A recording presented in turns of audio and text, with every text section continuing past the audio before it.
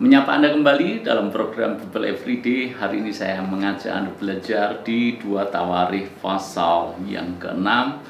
Ini adalah tentang doa ucapan syukur Raja Salomo kepada Tuhan. Kenapa Salomo berdoa mengucap syukur kepada Tuhan? Karena dia melihat pembangunan bait suci, bahkan pentahbisan bait suci, yang mana awan kemuliaan Tuhan memenuhi bait suci. Itu benar-benar dia lihat, dia rasakan secara langsung. Salomo bersyukur bahwa Tuhan menepati janjinya kepada Daud, bahwa Daud ingin membangun sebuah tempat kediaman bagi Tuhan, sebab tidak patut tabut perjanjian yang merupakan lambang hadirat Tuhan itu berada di tenda, sementara dia tidur di istana yang megah. Daud ingin mewujudkan akan hal itu, dan melalui Salomo anaknya, pembangunan bait suci terwujud dengan baik. Itulah yang menjadi doa ucapan syukur Salomo kepada Tuhan. Dan saudara-saudara, secara manusia, apa yang dilakukan Salomo ini sesungguhnya sangat fantastis. Dia membangun sebuah mega proyek yang sangat besar, yang sangat megah, yang sangat mewah. Bahkan bisa dikatakan sebelum dan sesudahnya tidak ada bangunan semegah dan semewah bait yang dibangun oleh Salomo itu. Tetapi coba Anda teliti baik-baik ayat-ayat yang kita baca di pasal yang ke-6 ini. Kalau Anda lihat ayat yang ke-18, ini adalah hal yang penting untuk kita pelajari sama-sama.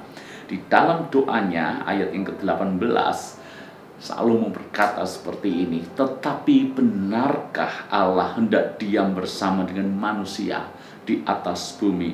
Sesungguhnya langit, bahkan langit yang mengatasi segala langit pun tidaklah dapat memuat engkau, terlebih lagi rumah yang kudirikan ini." Saudara-saudara, Salomo tahu persis, sekalipun dia membangun gedung yang sangat besar, megah, mewah, yang secara manusia menimbulkan kekaguman luar biasa, tapi Salomo berkata kepada Tuhan, sesungguhnya bagaimana mungkin Tuhan bersedia atau hendak diam bersama dengan manusia di atas bumi? Kalau langit saja tidak bisa memuat Tuhan, bahkan langit di atas segala langit itu tidak bisa memuat Tuhan, bagaimana mungkin rumah yang didirikan Salomo, bait suci Salomo ini bisa, yang mana Tuhan berdiam di dalam. Salomo sangat menyadari apa yang dia lakukan itu tidak ada apa-apanya dibandingkan dengan kebesaran Tuhan. Itu sebabnya dia bersyukur Tuhan bersedia berdiam di bait yang dia bangun dan dia dirikan itu. Sebuah cermin kerendahan hati. Kalau kebanyakan orang dia bisa melakukan seperti Salomo, mungkin dia akan membanggakan pencapaian yang telah dia lakukan. Saya berhasil membangun gedung yang megah untuk Tuhan. Saya berhasil membangun gedung yang mewah untuk Tuhan. Tapi lain halnya dengan Salomo. Dia bahkan berkata, bagaimana mungkin Allah yang mana langit di atas segala langit saja tidak bisa memuatnya, Tuhan hendak berdiam di rumah yang dia dirikan ini. Saudara-saudara, ini menjadi hal penting buat kita, khususnya pendeta, buat hamba Tuhan, buat pelayan Tuhan, buat aktivis di gereja. Seringkali kita merasa apa yang kita lakukan hebat, apa yang kita lakukan segala-galanya, apa yang kita lakukan pantas. Tuhan kasih acung jempol buat apa yang kita lakukan. Misalnya kita membawa banyak jiwa datang kepada Kristus, membuatnya bertobat, maka kita merasa diri kita luar biasa, karena ada banyak jiwa kita sudah bawa kepada Tuhan.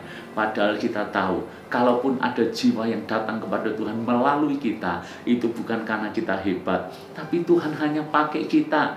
Sesungguhnya Tuhan sendiri yang melembutkan hati orang itu, Tuhan sendiri yang menjamah orang itu.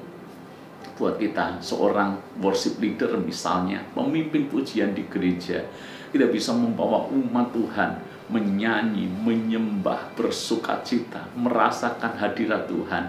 Jangan berbangga diri dengan kita berkata, karena suaraku bagus, karena aku pintar mengajak jemaat menyanyi. Jangan katakan itu, sebab kalau Tuhan tidak hadir dalam ibadah dan pelayanan kita, bukankah semuanya sia-sia?